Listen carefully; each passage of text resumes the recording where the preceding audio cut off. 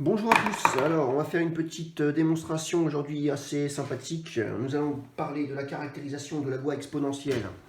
Et la loi exponentielle qui est une loi donc sans mémoire, c'est-à-dire si x suit une loi exponentielle de paramètre lambda où lambda est un réel positif, on a l'égalité suivante pour s qui est positif.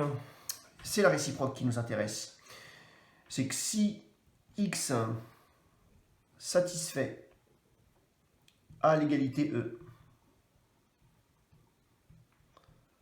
Alors, on va avoir deux cas possibles. Soit la probabilité que x soit inférieur à 0 est égale à 1, ou alors, eh bien, grand X va suivre une loi exponentielle de paramètres lambda. Pardon, il existe lambda un réel positif tel que grand X suive une loi exponentielle de paramètres lambda. Voilà ce qu'on veut démontrer.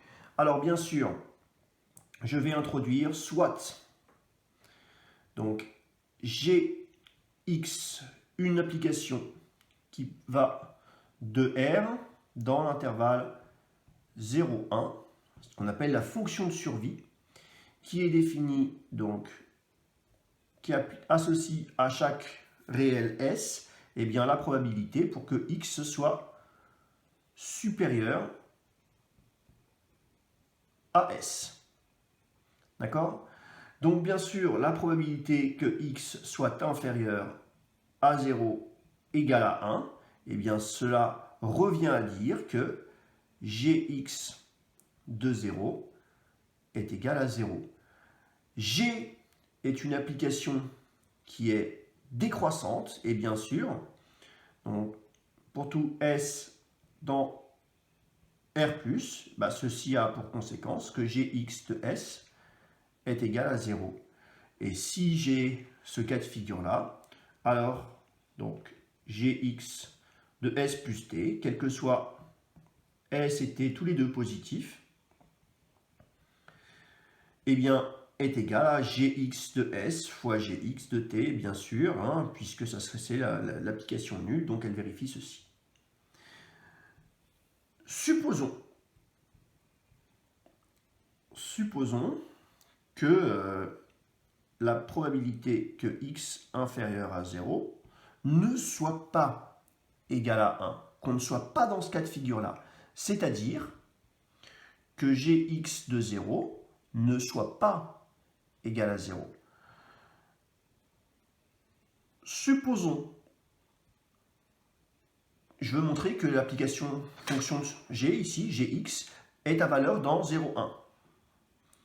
Montrons que Gx est à valeur dans 0,1 exclu. 0 exclu, l'intervalle semi-ouvert. Donc pour cela, on va supposer qu'il existe une valeur, donc supposons qu'il existe un réel S0 qu'on peut supposer positif, tel que, puisque la fonction de survie Gx est décroissante, tel que Gx de S0 soit égal à 0. Dans ce cas, posons Sn égale à S0 sur 2 puissance n. G, bien sûr, Sn plus 1 est égal à Sn sur 2. Montrons par récurrence que Gx de Sn est tout le temps nul. Ça nous permettra de montrer qu'on a une absurdité et que forcément Gx de 0 égale à 0 par continuité de la fonction de survie. Donc bien sûr l'initialisation Gx de S0 est égal à 0 par définition de S0. Maintenant, supposons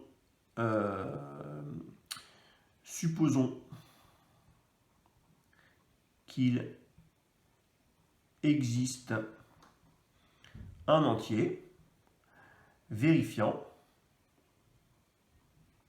Gx de Sn égale à 0. Alors, à partir de ce moment-là, je vais avoir Gx de Sn, puisque x satisfait à l'égalité E, Gx de Sn, eh bien c'est Gx de 2Sn plus 1. J'ai cette égalité-là. Et ceci à cause de l'égalité E, ça me donne Gx de Sn plus 1 au carré. Je rappelle que par récurrence, Gx de Sn est égal à 0, donc ça c'est égal à 0. Et donc, je viens de démontrer que cela entraîne que Gx de Sn plus 1 égale à 0. On vient de montrer que pour tout n entier, Gx de Sn égale à 0. Ça c'est intéressant puisque par continuité, la fonction de survie Gx est continue à droite. Donc si je regarde la limite de Gx de Sn quand n tend vers plus l'infini, c'est la limite de S0 sur 2 puissance n qui est égale à 0. Donc ça me donne Gx de S0 par continuité. Et ceci est tout le temps bien sûr égal à 0 pour tout n. Et donc ça signifie que Gx de S0 est égal à 0, pardon. C'est Sn qui tend vers 0. Donc Gx de 0 est égal à 0, cas qu'on avait exclu. D'accord? Donc c'est absurde. C'est absurde. C'est-à-dire que il n'existe pas de S0 qui vérifie G de x de S0 égale à 0. Gx est ta valeur dans l'intervalle 0,1. Je viens de démontrer ça. Je viens de démontrer que Gx est ta valeur dans 0,1. Et donc, puisque c'est ta valeur dans 0,1, je vais pouvoir utiliser un logarithme. Composer G de x avec un logarithme. Donc, posons. Pour montrer, bien sûr, que x, quand x suit une loi exponentielle. Posons h de x est égal à ln composé avec g de x. Donc, ayant posé ceci, pour tout s, donc à valeur de r dans 0,1, donc dans r- étoile, pardon, puisque dans r- d'ailleurs, donc quel que soit s supérieur à 0, quel que soit t supérieur à 0, alors hx de s plus t, puisque x satisfait à l'égalité E, et bien ça c'est hx de s plus hx de t, en combinant la propriété E et une propriété donc, de la fonction logarithme, c'est l'équation fonctionnelle. Donc on obtient ceci. Alors, donc ce que je veux montrer, c'est que montrons que il existe lambda tel que, quel que soit S dans R, Hx de S est égal à S fois lambda. En particulier, lambda sera égal à Hx de 1. Donc on va démontrer ça. Si S est un entier, c'est évident. Hx de S, c'est S fois 1 par une récurrence immédiate. On obtient que c'est Hx de 1 multiplié par S en appliquant la propriété E. Et donc, ça nous donne bien S fois lambda avec lambda qui est égal à Hx de 1. Si S est dans Q+, c'est-à-dire S s'écrit comme un quotient de P sur Q, Q plus étoile, avec P et Q, deux entiers non nuls. Alors, à partir de ce moment-là, Gx de S fois Q, Gx de S fois Q, eh bien c'est Hx de S fois Q, eh bien c'est Q fois Hx de S, et Hx de Q fois S, ça fait Hx de P, avec P étant un entier, hx de P, ça fait P fois hx de 1.